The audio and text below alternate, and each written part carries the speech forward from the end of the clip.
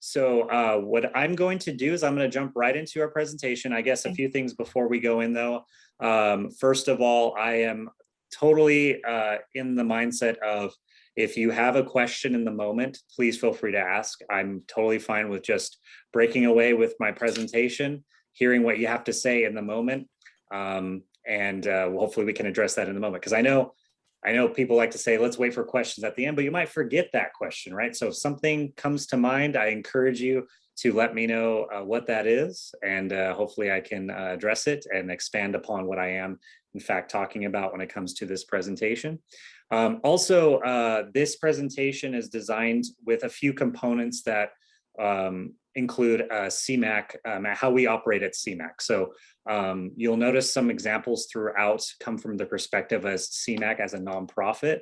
And I wanted to just quickly give you just some background of what Cmac is and who we are. So to give you some context. So Cmac is a 501c3 nonprofit.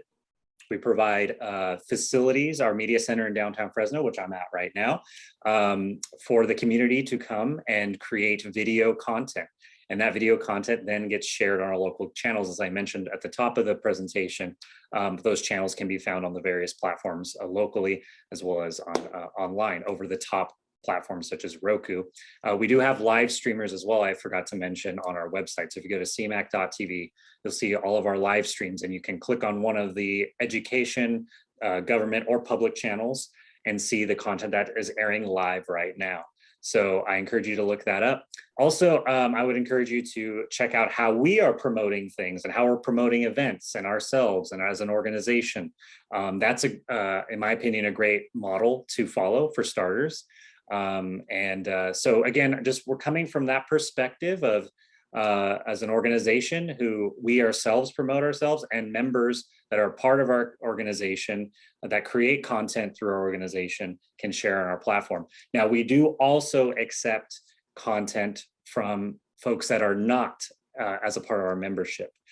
So if you are looking to promote a video or something of that nature, I'd be happy to talk with you and see how we can get that on our platforms free of charge. So just again, coming from that perspective to give you some context of where I'm coming from and how we sort of approach our method of doing things, but also including some new things that are kind of emerging, and the trends and how folks are starting to find success in making themselves known. It's all about making yourself known, right?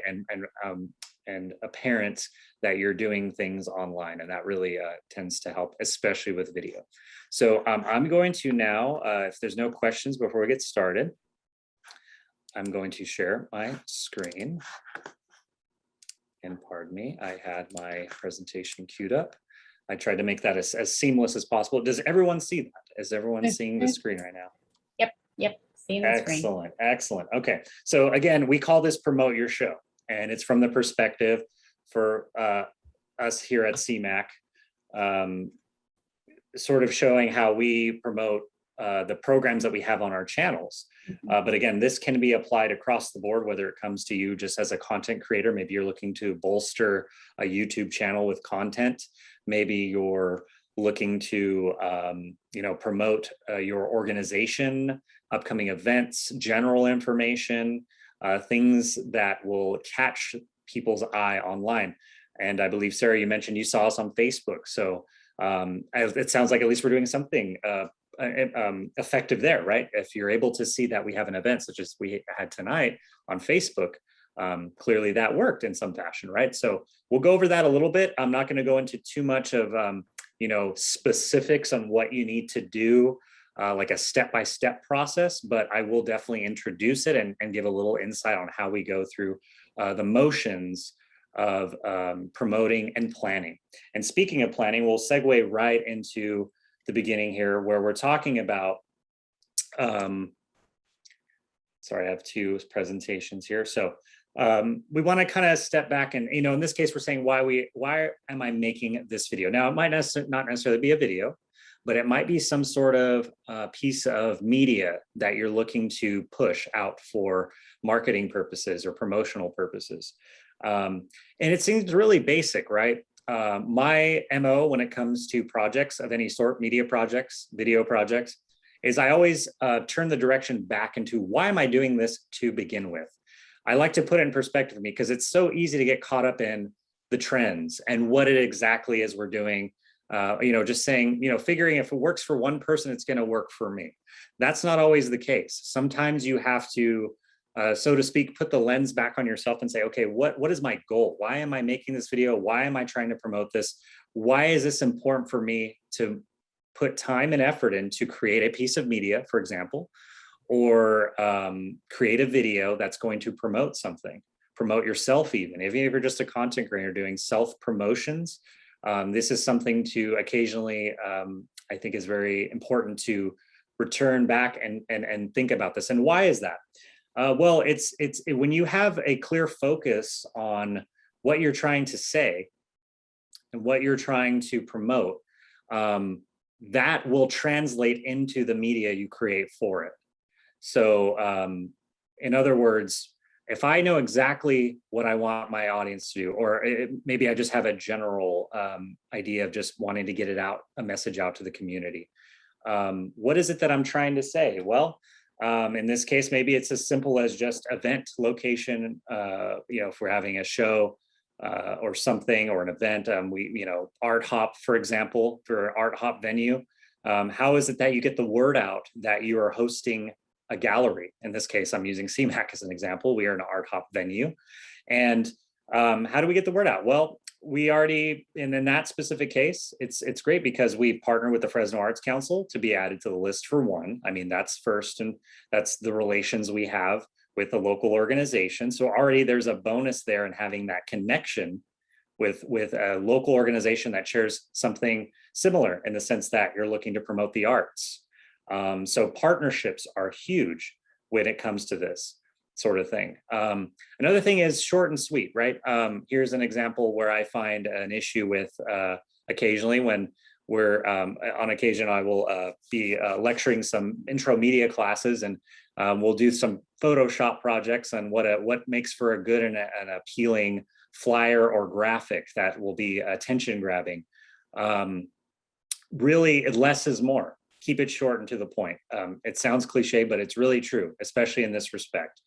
When you have a graphic with a bunch of text and a bunch of descriptions on and on of what's happening at the event, if you're having a flyer for an upcoming, pumpkin patch, for the Halloween season or something like that, generally we know what's at the pumpkin patch, right? If those of us who have been to one or maybe driven by one, you don't need to go on and on down a list and say what's going to be there.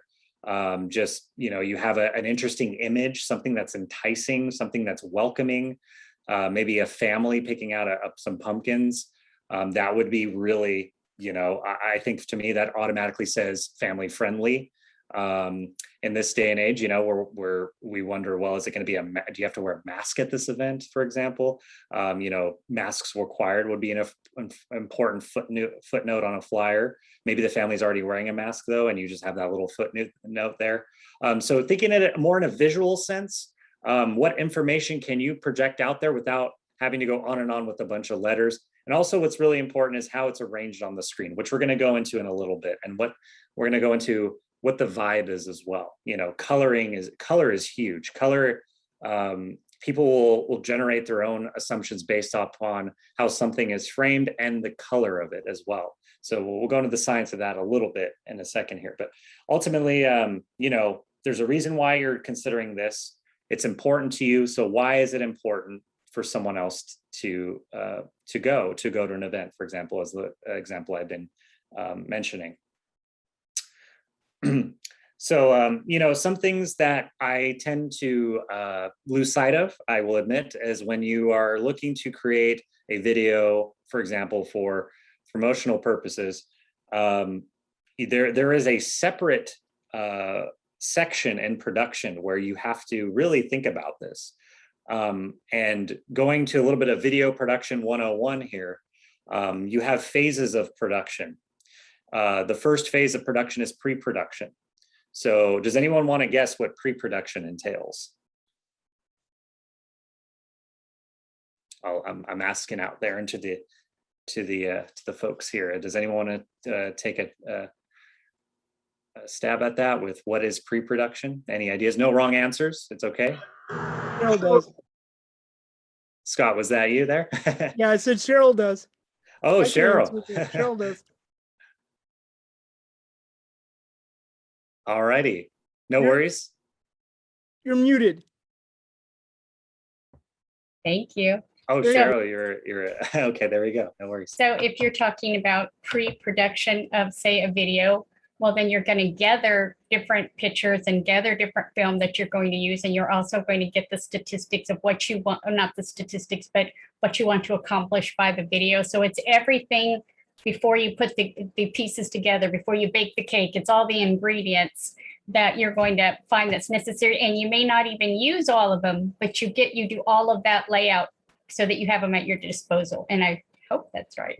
Yes, no, you're exactly right. I love that analogy too of baking a cake. It's the perfect analogy for me too, because the video production process and just simply creating something from scratch, right? It starts in a similar fashion. So you're right about that. It's the planning, it's the seeing what the overall goal is, analyzing who your target audience is, if any. Maybe it's just a general, what they say is shotgun marketing, where you just create something and you just put it out into the abyss out there, and hopefully people gravitate towards it. But you could have a little bit more targeted message though, right? Or you can have a specific target audience that you want to get to in that regard. So that requires a little bit of thought process there, right? In the early stages.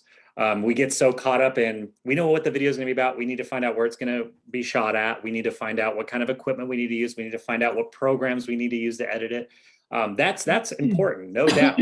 But the component of you trying to market something and promote something, you need to think about another segment of pre-production, which is scheduling and things leading up to the premiere, and how that's why companies hire social media marketers for their operations, because that's actually a lot of work. It's a lot of work to think about, hey, on this date next week, we're going to start promotions for the video that's going to come out 2 weeks from then. And then the following week, we'll have another countdown. And the sky's the limit to the creativity on how you present that information. It could come down to a countdown. For example, I'm really looking forward to the new James Bond film, No Time to Die. And on Instagram, at least from what I see when I follow them, they've this whole week, everything on their story, on their Instagram, every day you check, it says 4 days left, 3 days left with a movie clip. I mean, how exciting is that, right? You're showing these clips. It's generating that interest, that excitement, if that's what you're going for, if that's what we want people to have. So you really have to put thought into that as well. If you want to, you can go as far as doing daily updates. There's a fine line to cross between spam and promoting in a strategic and effective way. So yeah, of course, go with that a little later. But I always recommend do stuff at least in advance. If you're planning on promoting something, even if there's not like a deadline for it in terms of, you want folks to go to an event at a certain day or what have you, always promote it at least a week in advance, especially if it's an event. I would say even earlier on even. The sooner the better generally though. You want to gear your message to an audience initially, and then you can see the growth there. I'm thinking in terms of social media here, and that's a very powerful tool because a lot of people will find things on there. You want to make sure you're public. You want to make sure you're noticeable. You want to make sure your page is beefed up a little bit, if you will, to at least have maybe a little banner image. Your profile image is not just nothing. It has some sort of substance to it that gives it some credibility to show that you care about what you're trying to promote. And that's really what it comes down to, is how much care you're putting into it can show just by simply doing those basic things, and maybe just giving it a little bit of that extra umph, and whether it's a unique logo, a little video clip of, even if it's just you speaking in front of a camera and you have somewhat of a well-lit room you're in. Maybe you're on Zoom and you just record yourself and you say, "Hi everyone, welcome to our page. Here you'll find X, Y, and Z." that little effort shows that you care, and people will be receptive to that. I guarantee it. Even if you post it on something like Twitter or YouTube, even a YouTube channel, you know, the big thing right now is pinning your video, highlighting a video, keeping it at the top so people see that first and foremost. And you can get as creative as you want with that as well. You can say, hey, welcome to my channel. Here you'll find, again, X, Y, and Z. It could be 30 seconds long, 15 seconds, bite-sized videos to promote who you are, what your mission is, if you're part of an organization, for example. If you have a show, an ongoing web series, a lot of our members here at Cmac, they'll send us little short 30-second videos that say, you know, I'll use one of our members, for example, longtime member, Sevog. He has a show called San Joaquin Spotlight, and he made a promo video and he sent it to me and said, hey, run this on the channel every day, anytime you can. And it's him on the video sitting in our studio, really nice, well-lit studio, and saying, hi, everyone, welcome. Please tune in to San Joaquin Spotlight every Thursday at 7. I'll be talking to local community leaders and public figures, hearing about local issues that impact you. You know, something like very appealing as well, right? If you know, hearing that impact you part will really draw people in, especially those who live in the San Joaquin Valley, right? So something to think about as you're trying to make yourself more noticeable. And then we say here, share it on demand link, because if you happen to share this content with us, we will share it on the Cmac platform. So that'll be an ongoing theme here, is that we're happy to cross promote with you. As a matter of fact, when you submit a video to Cmac, we have a section on our submission form that says, would you like to give us permission to share this on our newsletter that we put out every so often, with updates on the goings on at Cmac, as well as what our members are up to in their programming. So that's how you can really maximize what you're doing.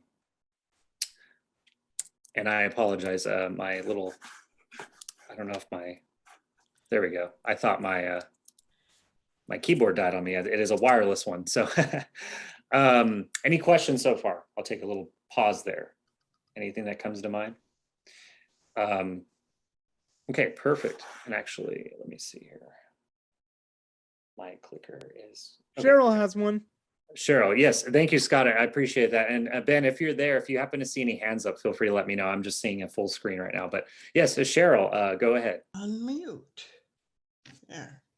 I really regret that I didn't share this program with a couple of clients of mine. And I'm wondering if this particular thing about this subject is going to be repeated. This subject, I might circle back to and emphasize a point and use that as an example. But we are recording this, and you're more than welcome to share this with them. I believe this time around, we're going to make these a little bit more public. We used to just send these to the attendees, the recordings. Okay. But yeah, we please feel free to share it with them. Okay, thank you. Yeah, of course. Thank you, Cheryl. And then Benjamin, sorry, yeah, I didn't take that into account. But yes, if you happen to see any hands raised, and then on that note too, everyone that is here, if you do have a question, please feel free to use the raised hand feature, and then I will be notified that you're raising your hand, especially when I call for a moment of time where you can ask a question, or if you had any questions as I'm going through the presentation here. Yes. Jackie wanted to say something, I believe. Jackie, okay, thank you, Benjamin. Hi, Jackie. Hey, no, Hey. I'm sorry, I apologize. I joined in late. Oh, so, that's okay. Yeah, I don't know what you've covered, but I know from my point, I was more interested in the marketing aspect of your show. That's just one area I have absolutely no expertise in whatsoever. Got it. The last slide, I went over some good stuff and examples of social media, but I'm going to circle back to that because we have slides on that later on. Oh, great. Yes. So yeah, glad you're here. Thanks for joining tonight. Sure. All right. So I like to use this example just because it's kind of personal for me. As I grew up, I was really big, and I was in the era of Full House and Family Matters. Does anyone recognize those title show names, or those sound familiar to you? Growing up, Fridays were a huge deal for us at our family, at our household. because the programming lineup at that time was awesome, I thought.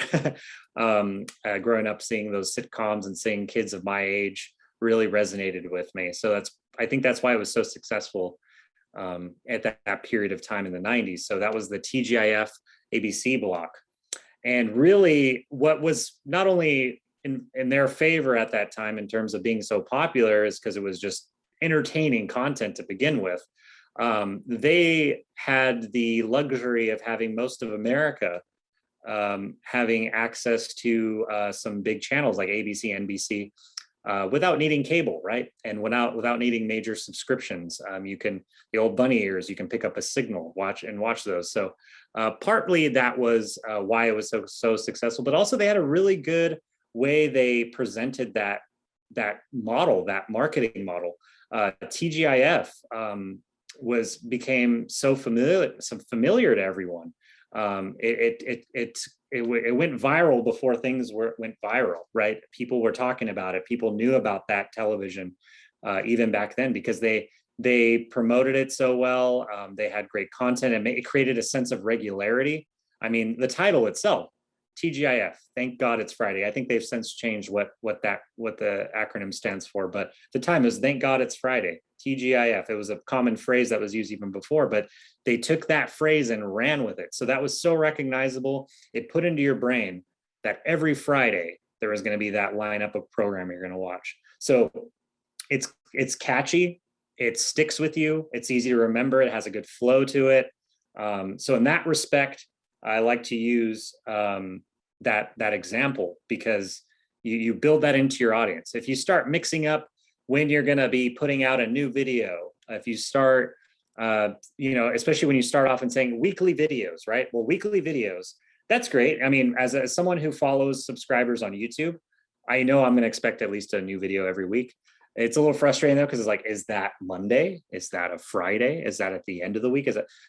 Even though I'm a big fan of content like that, content when it's irregular like that, it's kind of hard to follow. And that's when we'll go into a little bit of how YouTube functionality is, where people, the big thing is subscribe to my channel, give me the like, and be sure to hit that bell. And what does that mean? Well, the bell is a reminder to the subscribers that they've uploaded a new video. I have about 3 or 4 channels I follow on YouTube where I hit that bell so that on my phone will buzz as soon as someone uploads a video. So I follow, paranormal channels. So Jackie, you'll find that interesting too. There's many YouTube channels out there that I really enjoy watching, and every week they post videos, compilation videos of different ghosts on security cameras and whatnot. So yeah, I like to be notified when that happens. And that's something you can take advantage of when you are using a platform like YouTube and you're uploading your content to YouTube. I always recommend it to upload your content to YouTube because why not, right? I mean, if you have video content you're producing, or if you're even doing simple little videos here and there, those things can get noticed. And then guess what? Once people see your channel, once they get into your YouTube channel, they'll start wanting to explore more. And then there's the about section, there's a contact email section. So, it's a great way to just kind of cross promote, even though it's just a video that could open the doors for other aspects of growing your audience. YouTube's kind of, in my opinion, sorry, Johnny, YouTube's okay, go kind for of it. like the new, like you were mentioning what TGIF was in the 90s. YouTube's kind of the new broadcast TV where, like, if you have an internet connection, everybody has access to it, and everybody's watching some sort of content on YouTube, typically. You're Of a certain exactly age right. anyway. Yeah, no, you're exactly right. And now more than ever, there used to be a time where, like I was saying earlier, there was only the major networks that people were more familiar with, right? You could relate to others and say, hey, did you watch that Family Matters episode last Friday? Oh yeah, I did. That was hilarious. And I remember those conversations happening, around the people I lived by and grew up with. And nowadays it's like, hey, did you watch that YouTube channel by so-and-so? And some people be like, I haven't even heard of them. Who is that? What kind of content do they do? There's so much out there now. And you'll find another thing is the niche, as the audiences that you might find. There's YouTube videos about, almost anything you can think of when it comes to hobbies, things of that nature. And if that's the audience you're going for, follow other people that are doing the same thing. Just because someone else is doing it doesn't mean you can't do it and you won't find success for it. If you want to do a different spin on it, that's fine. We're at a point in time now, in my opinion, as a media professional, that there's almost everything has been done already in terms of the visual creative aspect of things. So now it's a matter of how can you get even more creative than that? It's the reason why directors like Quentin Tarantino, he borrows from spaghetti westerns. He borrows from all these different genres and mashes it into his own in one movie, right? So while that's original in the sense that he combines them in a certain way, that's creative, he's still borrowing from different aspects of what people are doing in a filmmaking sense, and in a content creating sense, in a promotional sense, when you're marketing. Follow the examples of others. That's why I mentioned earlier, look what we're doing as an organization. How are we promoting things? We have a newsletter we send out every few weeks. We have on our global navigation menu on our website, on our main page, you go to cmac.tv, the top of the strip that goes along the top of the page there has new content updates. It has a page where you can see all of our new content has been scheduled. And so keeping things up to date, keeping things in the forefront will generate interest and people will notice. So, and with that in mind, I'll segue to logos here. Logos are important, are very important. If you're a part of an organization, if you have a nonprofit of yourself, or if you're a part of one and maybe you're in charge of looking to create one, make a unique logo. There's a lot of tools out there that allow you to make logos really easily nowadays. You have Canva that we're a big fan of, canva.com. You can have a free version of it, I believe. That's just the first one that comes to mind. I'm sure there's plenty more out there. And you could basically create a logo from scratch. It makes it really user-friendly to put like shapes on the screen, put text in a certain way, arrange it as you would like by clicking around.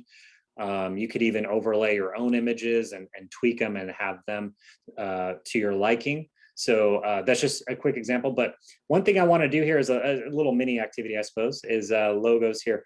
Some of you who are members of Cmac that are here might already recognize these and might know these answers pretty easily. But I would like to ask you all for the left, on the left-hand side, the Central Valley Ledger. What kind of show do you think that is? What kind of program is that to you? What, if you see that, the colors and how the text is laid out, what do you think of when you see that logo? I think of agriculture, Mm-hmm. maybe anything that has to do with business, of agricultural business maybe, or ledger to me is accounting, the word ledger. So maybe something along that line. I'm not sure. Yeah, no, you are exactly on the right track. That is a portion of what that show is about. It's interviewing the people, agriculture, people that work in the industry, and more, a lot more. And of course, yeah, no, so you're exactly right. And that's clearly, they were successful in accomplishing that because that's what you thought of initially, right? Obviously, you'll want to get some more feedback. I always encourage feedback if you're collaborating with others. Like, what do you think of this? You know, hearing one perspective is fine. Hearing two is even better when it comes to this, in my opinion, because then one person might see it differently. If you see the common thread is that, okay, we were asking others, okay, everyone's saying, well, agriculture for sure. That's great because that's what they're going for, right? And also the text is very clean, I would say, right? And it to me shows if the text is clean and nothing's too, I guess you could say, you know, different about it in regards to, you know, squiggly lines and things like that. It shows to me that that's also gearing towards the side of professional style, right? Like it's more serious. It's not like a comedy web series or talk show or anything like that, right? Excuse me. Yes. So I was looking at the fact that the road just kind of leads to the future. And so I was thinking about it and I couldn't figure it out. So I looked it up and it was saying that that's what it's about, that it's different conversation with guests from across the valley who shape the area's future. Perfect. Yes. So It could Yes, you're be, exactly right. Yeah, exactly, because that focal point's going off to the left, right? But it's definitely going somewhere. It's like it's an open road. There's no blocks or roadblocks or anything. It's just that nice pathway going off screen. So yeah, I mean, you could really take that away from this as well. And it looks like at the time, it's no longer called this. The title has since changed, but at the time, I think Sevog really did a great job with this logo and the mountain ranges and all that too. I was also thinking maybe a little bit of Half Dome Yosemite vibes there. I know it's two mountains, but it was just on its own. It might have brought that point home a little bit, like, hey, that's up there in Yosemite. Any other thoughts on that logo? Anything you can take away from that? So looking down at the center in the middle, the lowdown, what kind of show would you say is that? Or what kind of program?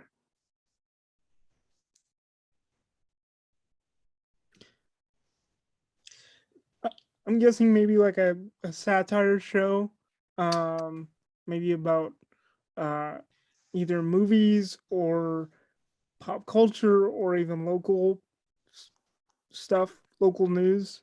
Yeah, you hit the nail on the head there. That the whole show was basically a satire of late night television in some ways. And that was Kyle's program. And he took live call-ins. It was in a studio environment. It was comical, off the cuff, just kind of like, everyone was, there was some structure, but mostly it was improv. So yeah, and why is that? Because it's almost looks like a child drew that, right? It's screaming to tell you like, hey, don't take this seriously, have fun, this will be a fun experience. So this kind of concept can be applied to not just like a program in specific terms, but it could also be applied to like again, I always like to use events, like how do you want people to see your event that it's upcoming? Is it lighthearted in nature? What gives the message that it's more serious, and keeping it short to the point? And then finally, we'll move on after this, Frankie and Roe Weekly Mashup. So just for the title alone, you probably get an idea of what this show is, but what else do you think is a component of this show, the type of content and genre? Maybe music or pop culture. Yeah, exactly. I get that too. Just the mashup, especially, just kind of like there's a contrast between the two text types. That sort of dazzling, sparkly background that's out of focus. Kind of reminds you of entertainment, showbiz kind of thing. Stage performances with lights and so yeah, that is definitely right. So looks like these logos accomplished what they were trying to, and they really stayed true to the type of show it is, and it gives the viewer some idea of what they're going to dive into if they've never seen it before. So the logos are big. They're recognizable. You want to use them often. You want people to you want people to know that that's your logo. So those are some things to consider on all aspects of production and media and how you promote yourself in that way. Great. Okay, so moving along here. So it's all in the description. Descriptions are huge, especially for what we do here at Cmac. One of the best things you can do is create a description for your program, because the way that our content is accessed, and this is the same on YouTube and any other platform out there, even on a Facebook post, for example, or Twitter, providing that context or what the visuals are and what type of show do you are you looking to promote. So obviously this is Netflix. The screen is somewhat the same as it was a few years ago. They've since updated the interface a little bit, but it's pretty much like this still, where they have these thumbnails. And those of you who don't know what thumbnails are, they're essentially the little images that are on videos before you click on them. Now, there are things like clickbait, I'm sure you've heard. One in which is, I saw recently was like the most dangerous animals in the world. And the thumbnail preview was of this like rhino taking on a tiger, but upon further inspection, it's clearly a photoshopped image, right? It's not true to what is exactly the content of the video is. So it's just to get people to click on it. So that's a kind of an interesting, it's a double-edged sword in that sense. And I say that because if your video is still good after someone clicks on it, they'll still engage with it. They're not going to click away. So while yes, I will admit it, it's a good method to get folks to get interested in your video. You also do want to be cautious because there's some of those folks who look at that, me being one of them, and saying, okay, that clearly looks phony. I can see what they're trying to do there. They're trying to just garner attention for clicks. And I'm not going to click on it. I don't care because I already know what their intentions are. I could, but you talk to another user, another person who's browsing on YouTube and finding your content. They might think something different. Sometimes it's successful and it's evident in the view count. If you ever go on YouTube and you see view count for those types of thumbnail previews, are like, wow, that's like 2 million views. And I guarantee it, part of it is because that thumbnail preview was something that garnered attention for people to click on it. And it's always a bonus when you see something like that and you happen to watch it and it actually is interesting. So something to consider, making an image for your video, something that's appealing to click on. I know, go ahead, Scott. Johnny, I was just going to say, I just watched actually a video on YouTube about how to be successful on YouTube. It was a little YouTube inception. Oh yeah. But the person that was doing the video did talk about the importance of thumbnails and how typically videos with professionally done thumbnails, like you can use Fiverr as one resource for that, to get professionally produced thumbnails done, they tend to rank higher. So if somebody is seriously considering starting a YouTube channel and you want it to be professional, look into Fiverr and artists to have thumbnails done with, catchy titles and good looking content instead of just using the stock thumbnails that come from your footage. And that was something that I hadn't even considered. But to your point, Johnny, all of the content that I watch, guess what? All of the YouTube channels have professionally done thumbnails. So It was one of those kind of moments like, oh, that's part of it. Yeah, no, totally. And I know I won't name the specific YouTube channel, but a good friend of mine, during the pandemic, he was looking for some media jobs out there. And one of the ones, there was a YouTube content creator who specifically had a position for a thumbnail creator. So that's how important that can be, for someone to create an appealing image on the regular, like a weekly thing, and make something that's appealing for their videos. Something like, now normally you would think, well, I as you see on YouTube, when you upload a video, it'll generate an automatic thumbnail for you. And it's usually like a frame from your video. There might be something interesting in your video. And to me, that's more true to what is it actually in the content and what you're telling people to watch. But it's perfectly fine to just even slap your logo as the thumbnail too. Maybe with a little twist, like the episode title, or maybe a little image of the guest on the side. So some expertise in Photoshop or in, as I mentioned, Canva. There's some online resources, web-based resources where you can upload an image, kind of piece them together, create like your general format image, and then add stuff, delete stuff as you go and as you produce and as you start promoting more content that way. So something to consider. And I just wanted to touch on that as we're looking at this screen here on Netflix, and they've got it down too. What they have in their favor is that these are major budget films, so of course people are going to click on it probably regardless. But when we're talking about, smaller productions, smaller users that are growing, that don't have as many subscribers, or maybe, you have a few views here and there, or maybe one video is really popular and others not, and you're just looking to build that, that's something you'd consider, that you should consider to do. So when I talk about the description, I'll just give you an example of how it looks on Netflix. I always recommend a plain program description without a lot of information. especially one with a unique title, may lessen the likelihood of others tuning in. So if you don't have a lot of information, if it's just an image, maybe it's just your logo, and it's called for me, just a general example, Johnny's Talk Show, and it has no description, no name of the guest, nothing about what it's about, who I'm interviewing, and I have a very generic logo. That might not be interesting. That just doesn't seem appealing to me, at least as a user. And I know a lot of folks would say the same in that respect, because you want something that engages, something that's flashy. You don't have to get too flashy, but enough to have someone to want to click on it or watch your content.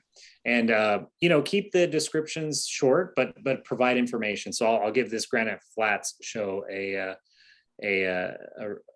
I'll use that as an example here. Young Arthur and his mother arrive in a small town that quickly becomes a hotbed of mysteries that the boy and his new friends try to solve.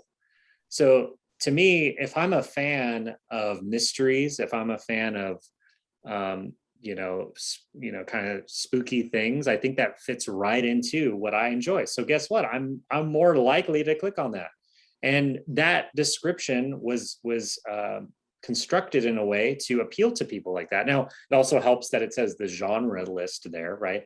You can also put categories on your videos online, that videos types, and types of, so you could say, Jackie, I'll use you as an example. You can put talk show or entertainment variety, I think is what YouTube has a category for in particular. Mm-hmm. It'll categorize that. It'll put that as a part of videos that are in that same grouping. And guess what? If someone's going to search for something online, they might type in paranormal talk show, and they might type in some extra keywords. We'll go over keywords in a little bit and how important those can be. Johnny? Yes. When it comes to descriptions for YouTube videos or videos, I saw something recently, or heard something, where it talks about show notes for podcasts, and now they're going towards, I guess, 2 to 3 sentences for podcasts. Is that about the same that you want for videos, or is the length different? I would say, generally speaking, yes. Short and sweet, but enough information to let folks know what exactly is going on in the video.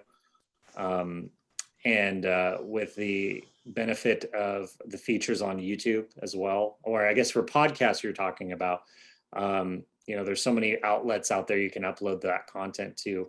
Yeah. I'll use a gutted film reviews. I do a horror movie podcast with a colleague of mine, Lisa, and we go that route. We have our logo, we have the movie title, and it's just like Johnny and Lisa talk about the film, and with some bonus behind the scenes information. And that's pretty much it, really. I mean, it's but what's the standout there is the film title, right? And what our show is about. So sometimes we even go one sentence on those. Okay. So yeah, definitely. And and I'll go over how that can appear on TV if you happen to use that outlet through Cmac. So I'm just gonna say, that's a thumbs up right there for that. Definitely go short and sweet. That's just one sentence there, but appealing enough to me. Now, some of you may not like drama, TV, crime show dramas or mysteries like that, so you might not watch it, but that's okay. You're not gonna get everyone.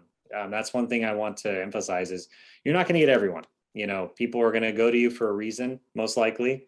But make sure that reason is clear, and who you are is clear, so that they know where they're going and what they're getting themselves into. I have a question. Yes. How do you know that whatever you've written or put is drawing the people in? I mean, how do you gauge that? So if you need to change it because it's not working, or need to change it to something else. So. Yes. Great question, Jackie. So when you're using a platform like YouTube, there's a metrics page, and you can kind of do the research where you say, okay, I've started my YouTube channel, for example. I've uploaded the first episode. I put a good description. I put a generic title. you could test it out. You could just put a generic title and see, or if you're not quite getting the view counts you want, the visits, the hits you want, then you can mix it up. And if you find that you're doing that and then the view counts go up, then something's working, right? And that's how I've gauged that success in terms of what's happening. What also helps is when you cross post. So in other words, say you upload on YouTube, you can post that YouTube link onto, say, a Facebook post. And then on that Facebook post, you can type in, "This is my show on YouTube, check it out." Which we do, you know, right. But I have a hard time gauging how many people actually watch the show, right. or like the show, or hate the show, or, you know, Yeah. I don't get any feedback, and it's hard for me to gauge what's working. Yeah, it's that yeah, we'll go into that a little bit later in terms of like how to just to gauge it. But yeah, really the online tools is probably the best way to see how that's occurring. The metrics page to see, you know, you could even go, it'll give you information as far as who's watching from other countries, even like an IP address from another country. And Facebook does that. You could go in and find out where all your demographics, where your likes are coming from, how many people are engaged in that particular country. Right. I mean, YouTube, obviously, you're telling me YouTube does that as well, but Facebook also. So right. And it's not really the cure-all, if you will, of just getting the audience traction you want. But it helps. It definitely helps. And that's evident also in a lot of these successful content creators on YouTube. You look at their styles, as I was saying, you know, before, look how others are doing it. What made them successful? Sometimes it's a matter of just putting stuff out there with just a little bit of information about what you're doing, not just throwing it out there with maybe no description. You know, if it's interesting enough and it just gets that right, it gets dialed into the right algorithm and it starts getting shared in the right way, then that traction can happen as well. So simply having a good description or something like that isn't just the one method. It definitely will help, but it's, you know, it's a kind of different cases for everyone. It's not a one size fits all. Johnny, can I chime in on that real quick? Oh yes, of course. Hi, Natalie. Welcome. Another thing that you can do is kind of along the lines of what Johnny was saying about doing a little bit of research, in the sense that do a couple Google searches or even searches on the social media platform that you want to use, or even on YouTube, and see what keywords other people are using to either describe their video or what they're using to name their video. And you can mimic that and see what's working for them, and then see how maybe you can apply some of those things to your own video titles and descriptions as well. And then with regard to to know what content people are finding interesting, this is kind of where you want to do some A/B testing, where, you know, like, let's say you have a show that you launched, or you shot it on, you know, 1 week, and the next week you want to release it. You can release it one way on YouTube and another way on Facebook, or release it at noon on Facebook and then release it on noon the next day on YouTube. But seeing which one gets the most traction when you do that, that'll help you kind of gauge whether or not where your audience is on what platform and stuff, and kind of what content they're interested in. If you see that, you know, you did one show about, you know, this one haunted place, and you did another show about Bigfoot, and you got a lot more traction for the Bigfoot show, then you know your audience is a little bit more interested in that. Or, you know, maybe you just need to change up the language of your ghost haunted building. Right. Well, as you know, I was wondering. We talk about different topics. So in one show, we talk about UFOs, maybe Sasquatch, maybe a ghost sighting, maybe legends, myths and legends. So yeah, but no, I understand what you're saying. I do, but yeah. I was wondering if there was anything similar to, like, in broadcasting. We do a lot of counting with some sort of call to action or some kind of offer or some kind of neat thing. And remember, if, you know, you say this word, or if you do this thing or something, so that you can actually use a physical count of how many people respond that way. Mm-hmm. Yeah. And I was just gonna say, Jackie, you're not alone. I mean, I'm not big in in the YouTube world, but I know in the podcast world, like there's all these metrics that, podcasters are looking at, and nobody really knows what they mean or, where the importance is. It's just looking at kind of your raw numbers of, how many downloads and just kind of going from there. And, like people said, don't be afraid to try new things, change it up and see if you tend to get more traction and more engagement. But you're not Yeah. alone in kind of feeling like you're lost in the dark. Right. Oh, yeah, yeah. Blind leading the blind, Scott. I don't know. I don't know. I thought I had tried everything. I mean, like Cheryl says, he'd thrown out little like questions and stuff, try to get people to respond, and or one way or the other, and it's just yeah.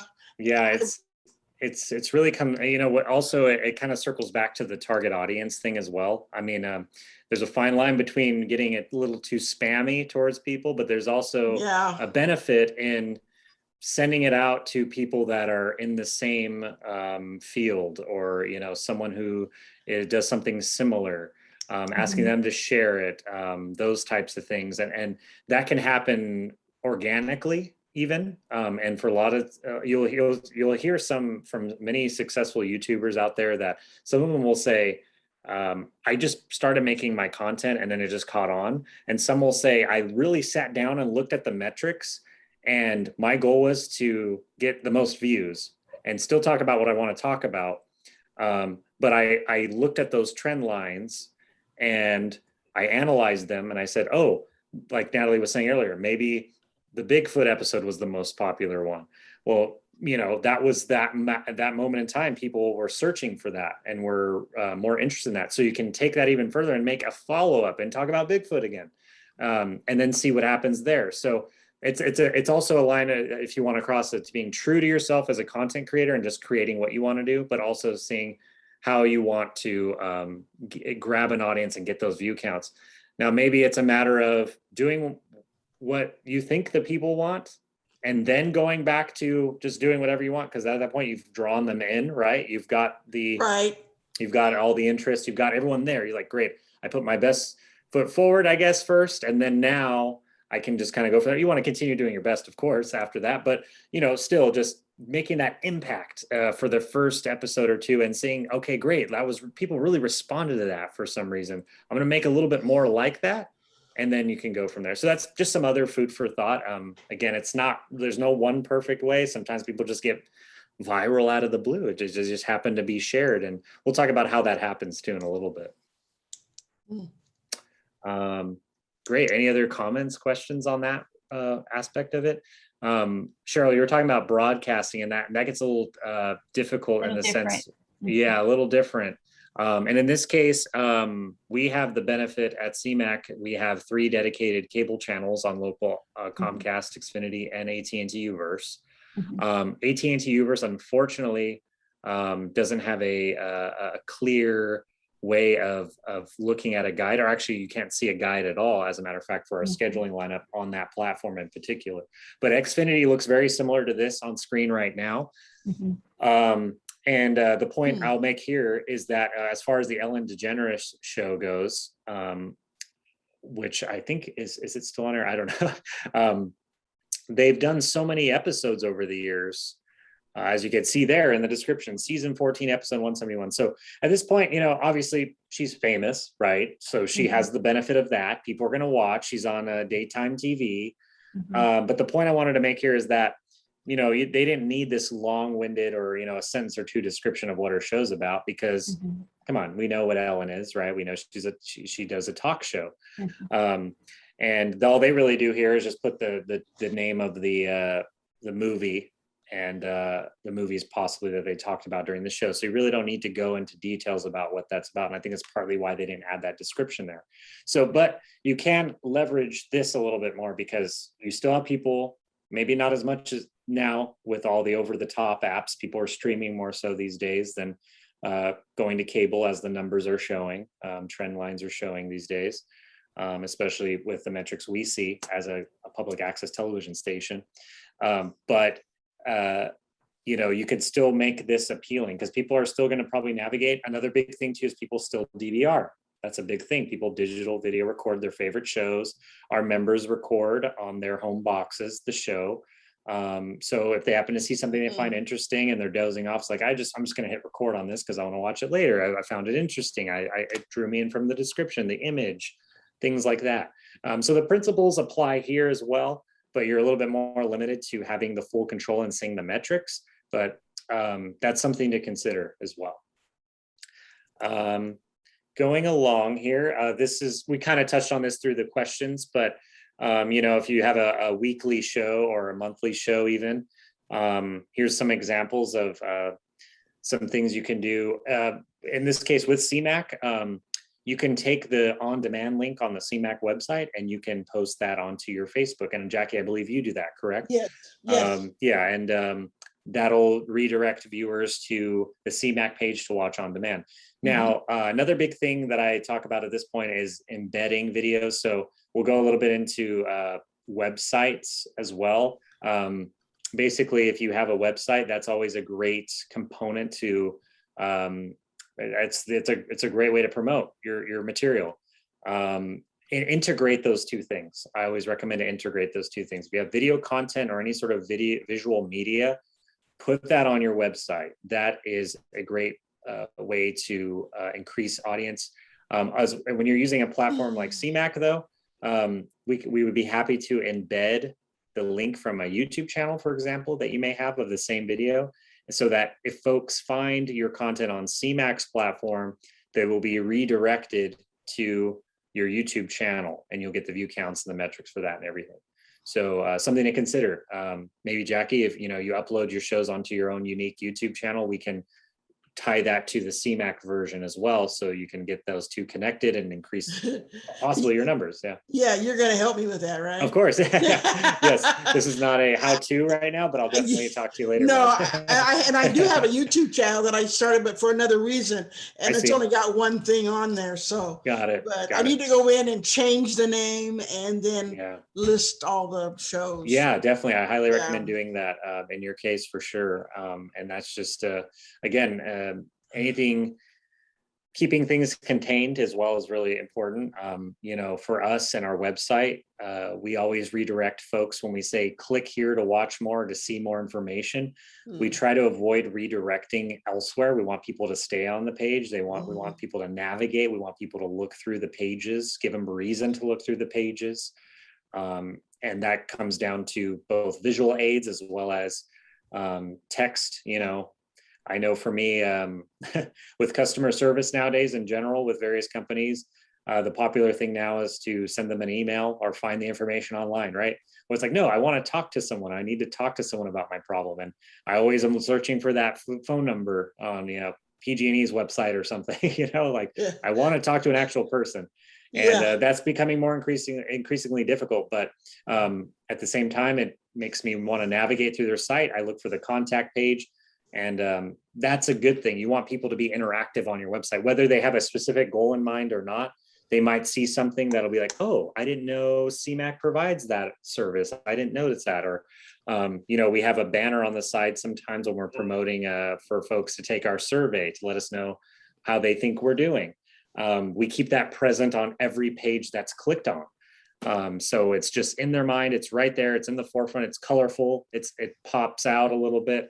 So that's something to consider for generating graphics on either your social media page or web page. Twitter, just segueing into. So we talked about social media a little bit, but I wanted to give a more specific. By the way, speaking of social media, interact with people. If people are commenting, even the negative, if you want to delete them, that's fine. It depends on how bad some, unfortunately, internet trolls are a thing ever since the existence of the internet. So you might have folks saying things that you don't want on your page. So yes, you may have to, throw out the trash, if you will, when you see those comments. But if you're getting some constructive feedback, or you see people, for example, when Lisa and I did our video podcast for Gutted, the movie show, we asked people in the video and both in the comments, let us know what you would like to see next. Is there a movie you want us to talk about? email us here. We'll leave our Google Gmail, and we'll put it in the video as well. We'll have a graphic text that says, email us and let us know. And out of that, we did have a viewer who wanted us to review a particular movie. We did it. And guess what? That viewer, I believe, they said they're really appreciative of it, and they subscribed. So it was one subscription. It's one person though, but to me, that's a victory. To me, that's a victory because you've generated interest for someone, at least one person at that moment in time, to be interested in what you're doing. And that's how things start. That's how things start. You interact with people online, interact with your audience. Not necessarily online, it could be someone you meet in person, whether it's through interactions of being involved in the community with media production, or, seeing someone at Cmac, a place like Cmac. It's okay to ask for feedback as well when you're posting things. And, if the feedback is constructive in your mind, then you can take it or leave it. And don't make it one-sided. And what we mean by that is just don't throw out content and don't do any sort of follow-up interaction with people. If people are liking it or subscribing, show your appreciation. Say that in a comment. Say that in your video, on the next video you produce. Like, hey everyone, I noticed we got up quite a bit with our subscriber numbers after our last video. We really appreciate that. Make sure you're checking back every Wednesday around this time when we have new content, or next month we'll be back at this time with new videos. Check it out. If you get really successful, and if you really want to make some sort of little, a YouTube, you can be a part of the YouTube program where you're getting a little bit of side cash as well through that. You can maybe invest in, some sponsorships, and then things can just really grow from there as well. So that's how that happens. This is an example, kind of a dark sense of humor here, but I'm sure everyone heard about, or at least experienced, the Facebook outages. What was that, on Monday? I think we all experienced that in some way, I'm sure. Those of us especially use it for our broadcast companies, or just self-promotions and whatnot. But on the left-hand side here, someone was making a joke, kind of referencing that Ready Player One scenario, where if you get stuck in VR and you die in the VR, you can actually die in real life, kind of a Matrix-y too.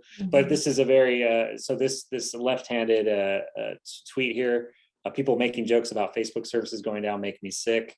Anyone who was using Oculus headset at the time currently trapped in VR, and if they die there, they die in real life. Obviously, a fantastical joke, and some people found that funny. As evident in the amount of retweets and quotes and likes on Twitter. So that's quite a bit, right? I mean, that tweet went viral. It sort of exploded, if you will. And this is something that happens quite often in the past number of years, in Twitter in particular. Something was said and something sparks the interest, and someone starts retweeting, and then before you know it, the next person retweets the same thing, and it just grows and grows and grows and explodes. And what you see when these types of things are happening, while it's a very, I guess you could, I'm on the verge of saying it's actually a common thing that's happening more and more these days. I really think it is. If you say something clever enough, or you have a take on a hot button issue, for example, that is really popular, and you tweet it, these types of things tend to happen. And that's because of just how the very nature of how Twitter is designed. Things can go viral very easily, trending on Twitter. There's new ways where you can also follow categories now, or subjects. I follow a video game category. So guess what?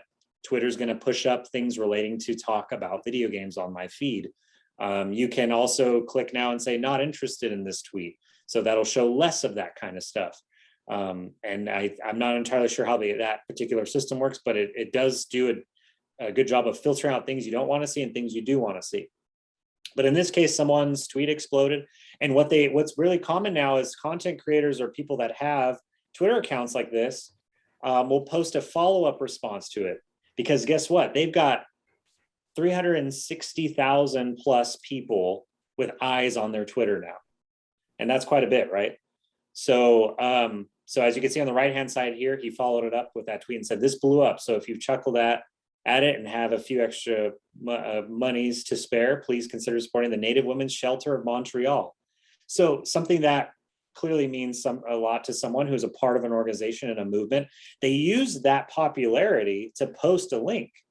to go. So sometimes it's not even a link. It doesn't necessarily have to be something to donate to, and that's something you need to be cautious with as well. As a side note there, make sure things are legitimate.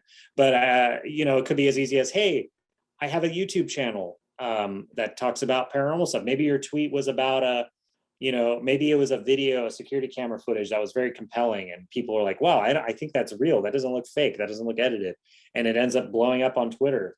You could have a follow-up tweet and say, hey, thank you so much, everyone, for checking this out. Check out my YouTube page where I have a lot more videos like this. That's another great way to garner that interest and that attention. While this is probably the least likely of things that could happen, you never know. It's all about being active, about engaging with your audience, as I was saying earlier. The more you tweet, I initially made my Twitter for sports related stuff, but that ended up turning more into a personal thing where I was interacting with real life friends. And then I had a fan base from the Oakland A's, my favorite baseball team. I remember I was tweeting one particular evening during the longest ever game in Oakland A's history. It went like 18 innings or something like that. And I don't know, the jokes were flowing. I was throwing out jokes and making funny like one-liners about the game. And my Twitter was popping that night. People were liking it, retweeting, just going crazy. And at the time, I didn't have the wherewithal to realize, like, dang, I should have promoted something like my YouTube channel or my podcast. But it just wasn't in my mind at that time. But it was just that interaction for one evening. And I was just on a roll that I just got all this attention. So that's something to consider. Even if you just if you don't, like Twitter, or if you haven't considered it, I recommend taking advantage of Twitter as well. Any questions or anything like that at this point with the social media side of things? We're going to break away from that in a moment. It's not a how-to on social media, but I'm just giving some examples of how you can be successful with this. Any raised hands, Benjamin? No, it doesn't look like it. Okay, great. One quick little example here I'll give you as well is this is really cool. Apologies, it's a little probably pixelated. It might be just my monitor blowing it up. But so Swedefest, our awesome executive director, Brian Harley, co-founded the Swedefest. It's essentially a small film festival where people submit videos and recreate their favorite scenes from movies or trailers in the most cheesy and fun way possible. So in other words, we're creating shot by shot a scene from The Godfather, but instead of a blood, you're using ketchup packets, and it's obvious you're using ketchup.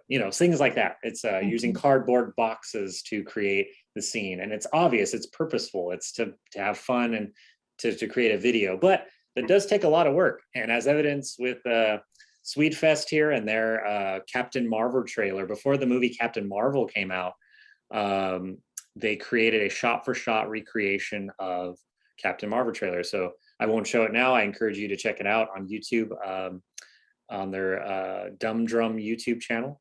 But if you type that in YouTube, of course, you'll find their video. But so what they did here is essentially they tweeted at her the video, at Brie Larson, the star of Captain Marvel, and she liked it. As you can see here, she said, "This is the best thing I've ever seen." She responded to the video, and blog posts were sent out, people that garnered all sorts of attention, blogs about comic books and Marvel movies and all that, where it just kind of sparked the interest there. And yeah, that's really what it came down to. So if you have the ability to have someone in mind that could be a strong supporter, or someone who already has a lot of followers, a big following already, to share it. That's what we're kind of talking about earlier with YouTube, and similar content that you're creating from another content creator who's even has a bigger audience and a more established audience shares that. That's a bonus for you, because you might get some of their viewership base as well. And then, of course, things we don't think about as much, but it's definitely as popular, is Reddit. Reddit is big because Reddit is a very interesting community where folks specifically look for very specific topics. Like, it's no different than YouTube in the sense that someone types in something specific. But for example, I like a band called Ghost, and they're a Swedish Gothic metal band. And they have a specific Reddit just for the band, and all there's just a big thing with fans talking about it, posting memes, talking about when their next show is going to be. they're hinting at a new album coming out this year. There's all these like little fun messages, cryptic messages they're posting online that have to do with their album. People are trying to guess what's going on.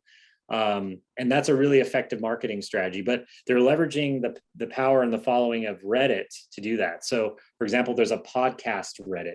So, you know, you could just post your podcast there and give a little description like, hey, everyone, check out my podcast. I just joined the Reddit community today. Hope you like it. And then before you know it, it might go a little viral there. Upvotes are the Reddit's version of likes. So if people upvote it, it'll go on top of the pages more and you'll get more eyes on it. So there's even a Fresno Reddit, believe it or not. So check out the Fresno Reddit. I found out some unique things about what's going on in the community just by going to the Fresno Reddit. So, you know, I encourage you, if you're into event promotions, I believe someone mentioned they had done some work there at the Tower Theater and some other places to promote things. Go on the Fresno Reddit, say, hey, we got this little thing going on, or here, check out my website. It serves the community of Fresno. This is how you can get involved, things like that, because people are looking. And it's interesting how people utilize Reddit as well, because sometimes they use that as their news source. There's a world news Reddit. There's all sorts of topics you can join, communities, if you will. /r is how they refer to the communities.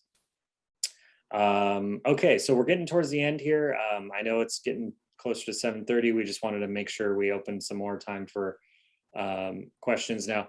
I'm going to go over this in a moment, but Natalie, I just wanted to check in. Are you still with us now? Yes, I'm here. Yay. Okay, so I'm just going to briefly go over this slide, but when I get to the SEO part, if you wouldn't mind just touching on that a little bit. I did talk about a website already, so I'm not going to go too depth into it, but actually, yeah, could you just give us a little bit of info on this slide, please? Yeah, can you?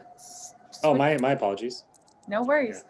Yeah. So one thing to consider when you're looking at promoting your work is to create your own website, complete with your own custom domain name, whether that's your name or that's your show's name, or, you know, creative name that you came up with. The reason for that is a website kind of serves as a more in-depth function of social media. So social media allows you to kind of interact with people in the moment.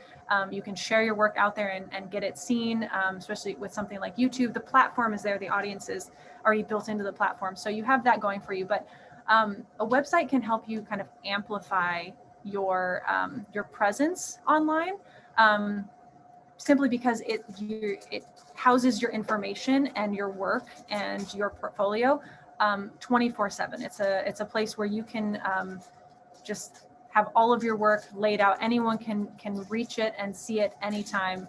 And that also allows for the opportunity for greater audience expansion. And the reason for that is not all social media platforms are available everywhere. Not everyone has the same access to those platforms, but many people have access to the internet and be able to look up a website and that sort of stuff.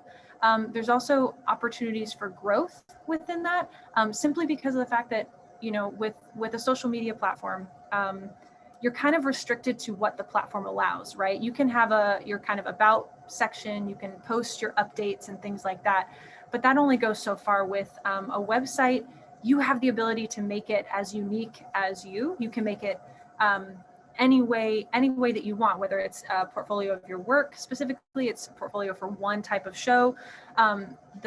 You have a lot more freedom and flexibility in the kind of information you share on the website, which allows people to get to know you better and allows people to get to see kind of what you're about, where you're going with whatever work you're doing, and that sort of stuff. So there's a lot more opportunities for growth there. Whereas, you know, social media platforms do have that audience built in. You can then use the audience that is built in on the social media platforms and point them to your website to get more eyes over there.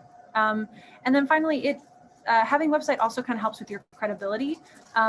You know, back in the day of brick and mortar stores, it was kind of, people would kind of, you know, be a little hesitant if you didn't have a phone number or like a physical address listed right in the phone book. Nowadays, if you don't have a website, people kind of look at you the same way, like, I'm not 100% sure if I trust this organization, or if they're, you know, what they're doing is legit, that sort of thing. And while anyone can make a website, it's not necessarily saying that if you have a website, you are therefore more credible. Having one that looks that looks clean and looks professional and all of that can help to amplify your credibility in a sense. Did I cover all of that, Johnny? I kind of You did. No, that was excellent. Cool. Yeah, that's a great point in regards to the website. Anything you can do to expand that opportunity for people to find out more about you, and a website's a perfect tool for that. It's. I have my own website. It's where I kind of house the variety of stuff that I do. I do graphic design as well as video production and blogging and stuff like that. I can talk about all of that on social media, but not everyone is going to see that all the time. But what I can do instead is point people occasionally to my website for more to see more about the stuff that I'm talking about, if that makes sense. So it really does kind of help you. It gives you another avenue for having stuff. And also, if you let's say you are sharing something on social media, being able to put your URL in there, again, just adds to your credibility. It says, I'm professional. I'm here to do this thing. I'm really proud of my work. I'm willing to put in the time to have a website and make the website look nice, that sort of thing. That really kind of elevates your work and your credibility to your audience. Definitely. SEO, are there any questions about like why you would want a website or anything like that?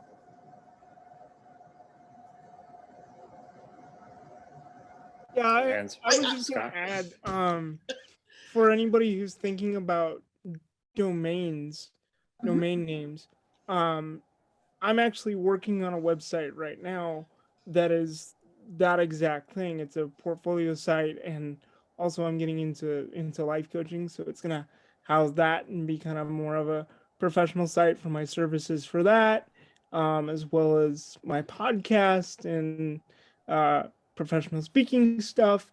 But I've had the domain of Scott Johnston Media since I've been in college. So because there's millions of Scott Johnstons in the world, and it was recommended to me when I was in college. I forget whether, I think it was just a presenter that came to speak at the Satellite Student Union when I was in college. And he has or had a background in marketing and business, and he recommended to get a domain name in whatever your area of expertise is. So right after that, I went and got scottjohnstonmedia.com, and I've had it ever since I was in college. And so I would recommend for anybody who is doing anything in media, get whatever your name is in media, or if you can't just get .com, add your field to the domain, and it's probably available. Yeah, you bring up a good point. I also got my domain name when I was in school because I heard a speaker mention, it's a good thing to get. So yeah, even if you're not ready to build a website right now, even if you just you can go to Squarespace, you can go to Hover, GoDaddy. There's a bunch of websites you can go just buy your domain name. Typically, it's a once a year fee that renews every year. It's usually anywhere from like $16 to $30, depending on what the domain is. So yeah, even if you're not ready to build a website now, just having that domain name in your back pocket will be a great benefit to you in the future. So I think that's a great point, Scott. Natalie, would you mind putting your website in the chat? Oh, I'd sure. like to check it out. I will admit I've not updated it in a minute, so it might be a little dated. But yeah, and for anybody who checks mine out, it's still under construction, so you won't see anything yet. But got it. Yeah. Is it Jackie? I have a website, a CCPI website, and I've had it for years, but I'm right now in the middle of revamping everything because I want to include a paranormal journey segment to that website. Yeah, so I have definitely. one investigation website, then I have an offshoot for paranormal journeys, but I also want to include a CCPI production offshoot, which I have already have 4 documentaries under my belt. So I want to list those there. Should I have a separate one for all 3, or can I condense them all? It's up to you, but I honestly, in my point of view, and I'm sure my colleagues would agree, having them all in one spot, but sectioned off. So, you have your global navigation menu on your website, usually, right, where you can click on different sections of the website. Right. But if you had, like, for example, your all-encompassing CCPI, who you are, what you do, and then you could have a tab that says shows, one other says documentaries, and you click on those, and that redirects you to the other pages on the website that have those things. That's something I think would be people would be especially receptive to, because at that point you're kind of adding more. The more places you tell people to go, the less likely they're going to want to click on, oh, that's right, I need to go to that other website to see the documentaries. Oh, I need to go to that other website. And people will just get kind of lost in that mix. So if you can have it on one spot, that's usually ideal. Yeah. And right now, the way it's set up is that, I have my main website, then I have the newsletters, and then I have articles, and that's all sectioned off. But I'm talking about, like you're saying, have another, I don't know. Page. Well, yeah, page. So I mean, that necessarily on the left-hand side where it lists all the different stuff, or right? Yeah, exactly. And at that point, what you could do as well is, if it's the documentary content, the video content, you don't necessarily need to use your web developer or the domain to have the space to run the video on the website. At that point, you could just embed a YouTube link to those pages, and you can have them. Yeah, people can just watch. They're still on your page, but they can watch it. They're technically watching it from YouTube when it's embedded on your website. That's a good idea. That's a really good idea. I think, yeah, Johnny, that was actually kind of my question. I know in school, they talked about the importance of a profile site with all of your work there, but now that everything's going more mobile, I was actually just talking with a guy who's helping me with my site today, and he recommended and wants to just put hot links to stuff, which makes kind of more sense because everything's going more mobile. But what would you guys recommend? Would you guys recommend having, pages, or just hot links to stuff? Well, when you develop a website, usually there's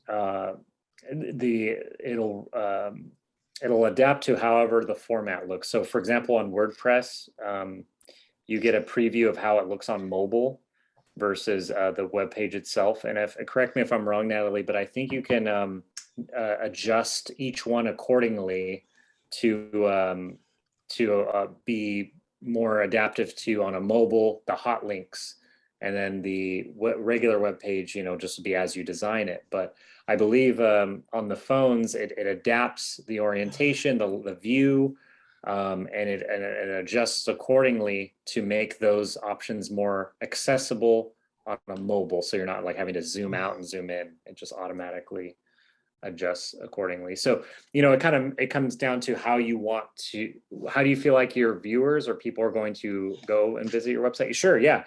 They might be redirected from a rather a Twitter or a Facebook link on their mobile device to go to your website. But once they're there on your website, your navigation menu is most likely going to be at the very top.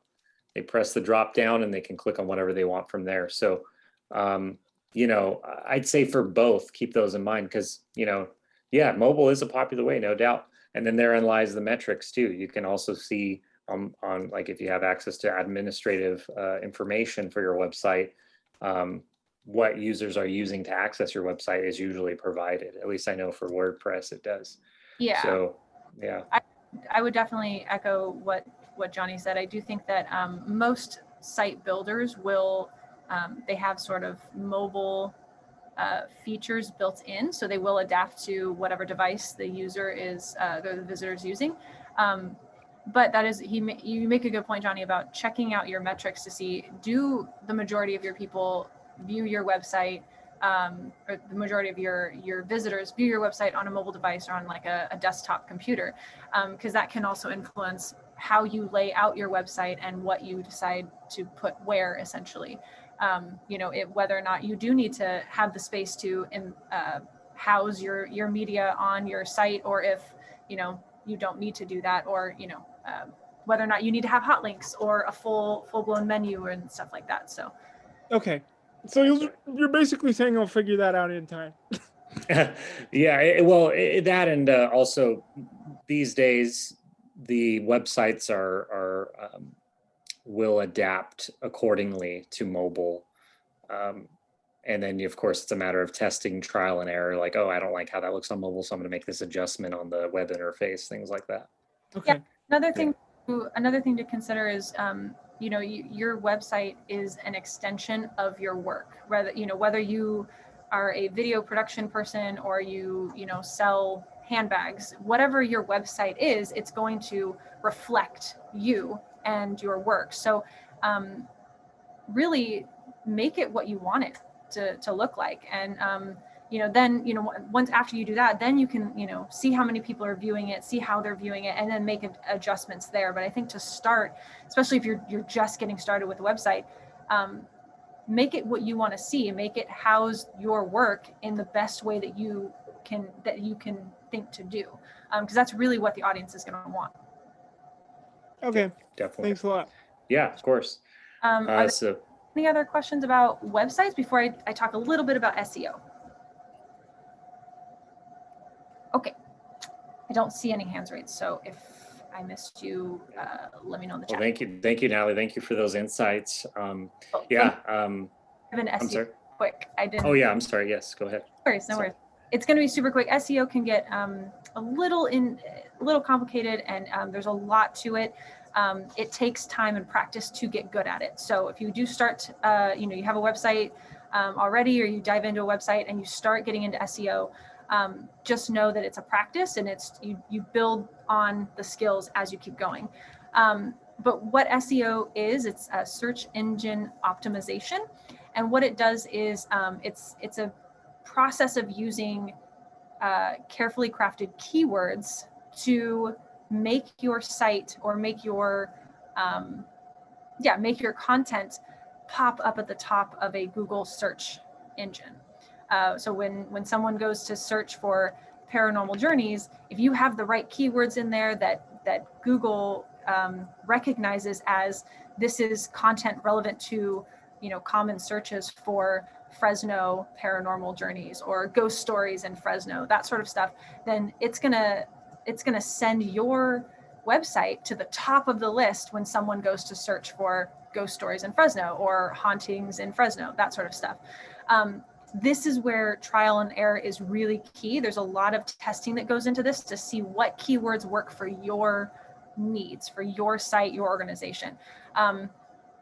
And again, if you want more in-depth information on SEO, like you're ready to dive in, I'd be happy to chat with you another time. But the big thing to remember with SEO is, when you build your website, you want to make sure that sort of on the back end, your pages are identified and categorized and clearly marked, so that when someone searches for Google knows it can scrub your website, find those keywords, and send your website to the top of that search list. That's a very quick overview of SEO. If you have any other questions about it, let me know. Awesome. Thank you so much, Natalie. That was very insightful, and things that I'm always looking to explore too. It's always, you know, we learn this as we go out throughout our media professional lives, but you know, it's good to come back to the basics and kind of understand how these things work, and ultimately it becomes helpful to reinvigorate, I guess, if you will, our methods and approaches of promoting ourselves and our branding. Yeah. I think we did have a question from Sarah. Sarah, yes. Yeah, so that's really intriguing, and I always wondered how certain sites pop up to the top, because you know, there could be dozens and dozens of pages that I never see, and maybe it might have been a better site for me, but I just naturally don't want to scroll through, you know, pages and pages of different sites. So do you happen to be able to recommend maybe a book or an article or anything like that that talks about search engine optimization? I don't know of any offhand outside of Google itself. Google's a pretty good resource for, you know, helping organizations or helping people with websites get the information they need to be able to better optimize their site for their search engine. So Google does have some information in that, and it varies in terms of terminologies and stuff. So for that, I would say definitely go to Google. But if I come across any that are kind of they really just lay it all out, it's really clear, I will definitely send it your way. I know of one. I don't remember the name, so I can't tell you right this second. Yeah, and you know, if you are running an organization or business, add yourself to the Google Businesses profiles too. Those are really big. You know, it's how you look at. I'm sure many of you have looked up like at local eateries or restaurants, and you're wondering, are they open? And you Google them, or I want to look at their menu. When you integrate all that information on the Google platform, that can only benefit you in the sense that people will. It'll be more noticeable and it'll pop up. It'll know geographically who is looking for what. Restaurants near me, for example. How many times have we Googled that when we're traveling or out of town or something? So something to think about as well when it comes to these types of things you're looking to promote. Yeah. Awesome. All right. So we do have a number of slides left, but I know seeing that we're getting closer to 8, I do like to leave a little bit of time at the end for additional questions. I'm just going to kind of skip through here. We went over a lot of this stuff actually through some of the questions. I did have some stuff about YouTube that we already went over. Let's see, what else do we got here? We did have some video examples. Which you could I'd recommend to check out on our Cmac webpage, a general search in the middle of the page. You can type in PSA videos, or even on our YouTube channel, we have a playlist for PSAs. Those are a great start to check out what we've done in regards to very straightforward but effective videos to promote organizations, their goals, general information. Some even did some events promotional videos as well, and that follows a format that we teach amongst our membership in regards to effective ways to create short videos in that manner. So, you know, all in all, actually, did I skip? Oops. I just wanted to give an example. We'll recap just real quick, so we kind of summarize what we've talked about. Put together a game plan. Always have a plan to those schedules. One thing I didn't mention in regards to social media is programs like Hootsuite and other online platforms where you can tie in all your social media accounts to and schedule posts to happen. So you can say, next week on Wednesday, I want to schedule a post to automatically post that says, coming in November, you know, new episodes for Gutted podcast review show. Check them out starting, you know, in November. I don't have to think about it. I schedule the post to post when that happens, and it happens, and we go from there. So that ties into with having that schedule. I like to look at a Google Calendar or some sort of online calendar and just look at, okay, looking at these weeks ahead, when should I plan to make a you know, I even mark down a plan to make a marketing plan, right? We have busy lives, right? Many of us have things going on, and we can't dedicate 100% of our time to doing things like this. So really get used to using a calendar of some sort to not only map out your schedule to work on the projects like this or marketing plans, but also when you're going to release things, when you want to have a target date to have the final push for the marketing plan. You know, you're a day out before a big event. Maybe you'll have a graphic that says events tomorrow, and then the day of, maybe you have one that you'll post as well online that says events today, see you out there, you know, things like that. Start in the pre-production stages, as I was mentioning earlier.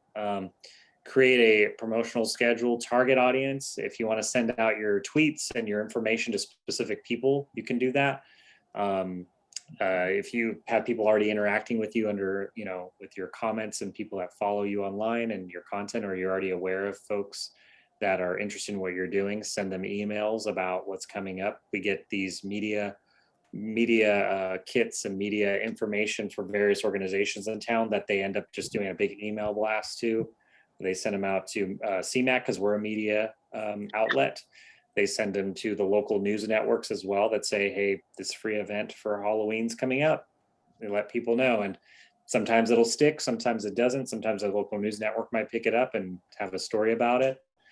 They take some things into consideration before they share content as well. They might reach out to you, similar as we would at Cmac, if you have some information you're wanting to share. Write detailed descriptions, short and sweet, but detailed as well. Leverage social media and Cmac. Again, send us content, send us things we can share. We're happy to do so. Quick example of something we've done in the past. We had a sports campaign a number of years ago where we did promotional material that we completed 2 weeks in advance before the events happened. In this case, it was a basketball games. We did a newsletter blurb during that time. We did social media posts. We even created a Facebook event because we actually live streamed these games onto Facebook at one point. So, that's something to consider if you're wanting to do the live aspect of things. Going live is big. People like joining and going live. A recent example is we just really had an uptick in people watching local city council meetings, Fresno city council meetings. And that was because a lot of things, it went virtual, it went Zoom because of the obvious, with the pandemic and everything. But also we were asked to send that out to push it to Facebook. And we end up, especially for big hot button topics and items that are being voted on, we have upwards into about 800 to 700 to 800 people at one point for one big piece of items that were being discussed. On average too, then now we get like about 50 to 60 people watching every council meeting now on Facebook alone. And that's because we're pushing it out on Facebook. We're also pushing it out to the Cmac channel and elsewhere. So that's something to keep in mind if you're going live with something. And then of course we update materials. So we have our general template that we follow, but we just plug in the new information. And that's kind of how the news works too, right? News programs are generally the same thing in terms of production, right? A wide shot of the people at the anchors at the desk, cutting to single shots to the weather person, and then maybe a little news story that they play. It's the same type of format. It's just new stuff happens every time that's plugged in. So when you have a fine, we'll go over to these kind of things more in our production workshops and things like that. But we go into the fine details of, creating content, creating a schedule of sorts, and making that successful for yourself. So that is it. Oh, that was our promo video for that actually. But since we're getting really close to the top of the hour, we do have some submission policies for submitting content to us. I'd be happy to go over that with you as well. I'll drop my email in the chat if you have any follow-up questions about how you'd like to submit content to us, or if you have any general questions about the presentation today. So then I'll leave that there. Any questions from Mr. Tom Hanks on the SNL Halloween skit? I'm going to stop sharing my screen now so I can see all of your faces again. Yeah, Johnny, I know for myself. First of all, Sarah had a question about how we can access the recording. Oh, yes. We will send out an email to everyone soon thereafter, possibly tomorrow or by the end of the week. We'll send you the recording, and I'm not entirely sure if this is decided yet, but we might actually do some editing on this presentation and share it widely, like on our YouTube channel. So we'll definitely keep you updated, but at the very least, we will send you this recording via email, most likely. We all have your registration emails for joining today, so we'll send that out. But I just wanted to kind of encourage everybody and myself and everybody who's watching the recording to put yourself out there and share your stories and whatever you have to share. I know the internet can feel like this big, huge ocean that is hard to navigate, and you're just kind of being thrown in to say swim and you just figure it out. But you know, if you show up consistently, your content won't appeal to everybody, but your audience will find you, and they need to hear what you have to offer. And as long as you focus on providing value first, and, you know, the opportunities or potential, you know, following second, those opportunities will come. So just be consistent and just focus on creating value and put yourself out there. You never know what can happen. So Couldn't said it better, Scott. Thank you for that insight. That's excellent. Yeah, because at the end of the day, yeah, you do need that. You know, you need to have the energy, of course, to do it, but the desire to do it. It all starts with that, and half the battle is just having the desire to do it and actually applying yourself, applying those types of methods for promotions and doing a production of some sort, or in this case, if you're just doing a simple graphic or something just to get something out there, you just got to put in the time. So yeah, thank you for that. Appreciate that. you're welcome. And then Yeah. also, Johnny, if I can, I want to get in touch with you after this to talk course. about some podcasting stuff too. So, Yeah, definitely. Yeah, and actually that reminds me, I'm going to drop my email in the chat so everyone can have it. But in the meantime, does anyone else have any questions, comments? Did we not cover something you were just dying to know that we just, or maybe saw something, we glanced over it? Anything I can recap?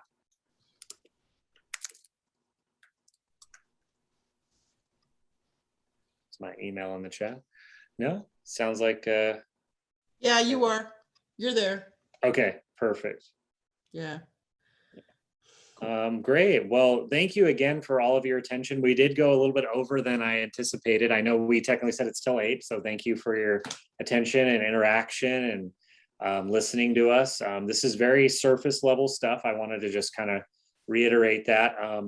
Everything, there's a science behind all of this, but this is what we found successful coming from the perspective of us at Cmac, things that I've found successful over the almost decade or so working in this realm, if you will, of media, internet, cross collaboration with producers, promoting things. I mean, this is the new way to do it. It's always expanding. There's always something new. There's always a new feature that comes out on a big platform where it changes the landscape of how people share ideas, stories, and what you're wanting to put out there. So great. Well, thank you, everyone. I think we will stop it there. Again, we will share the recording. Thank you. And I'm always an email away, and feel free to call us here at the office as well. We have revised hours, but if you're interested in CMAC related stuff, happy to answer any of your questions. Thank you so All much. right. Yes, thank you. All right. Have a great night.